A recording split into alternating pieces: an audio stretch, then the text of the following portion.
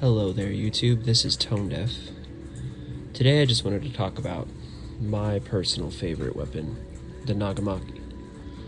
Now, from what I've understood, the nagamaki is basically just considered a long-handled katana.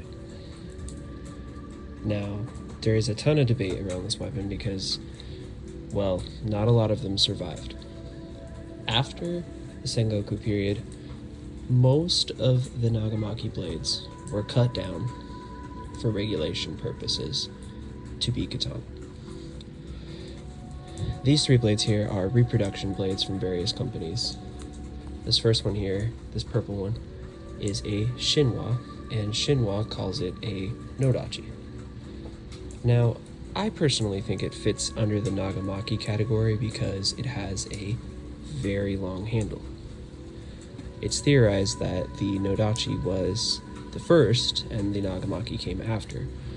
The nodachi had smaller handles, probably closer to this green one here, with a super enormous blade, usually stretching up to 170 centimeters to 180 and even sometimes as far as 250. Now, the middle one here is a Musashi brand nagamaki, and it is the only one I could find that fits more of the battlefield weapons.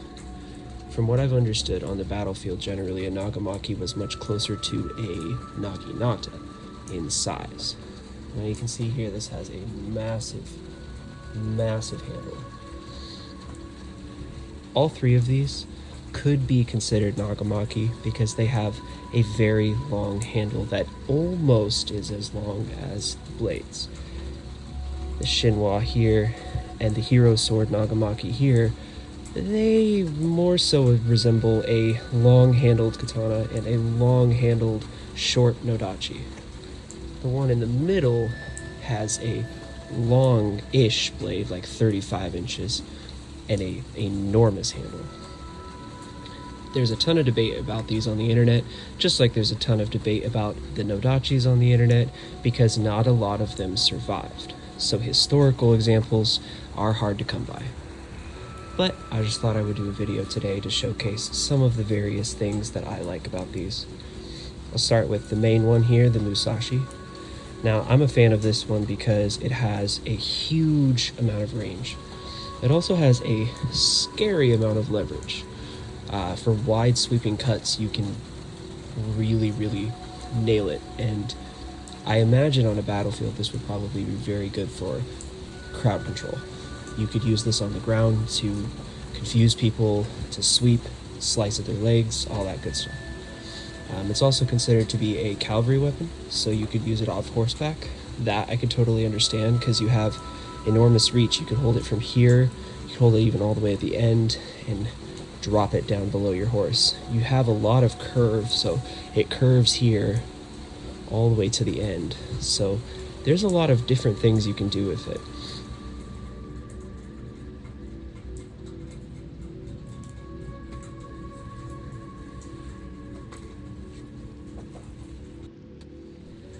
Now I'll go on to the Shinwa Nodachi. So this thing came in pretty bad. The wrap was not great on it. I used it quite a bit. I trained with it every day when I first got it, and so it just wore itself out. I ended up rewrapping it with this purple here, and I think it looks really cool. This one is definitely really nimble. It has a Unubu Zukuri, I think that's how you pronounce it, probably not, as well as the hero sword nagamaki. That one also has the same blade profile. This sword is very fun to use, especially for double cuts and trick cuts and things like that, because the handle allows you to do quick, snappy motions.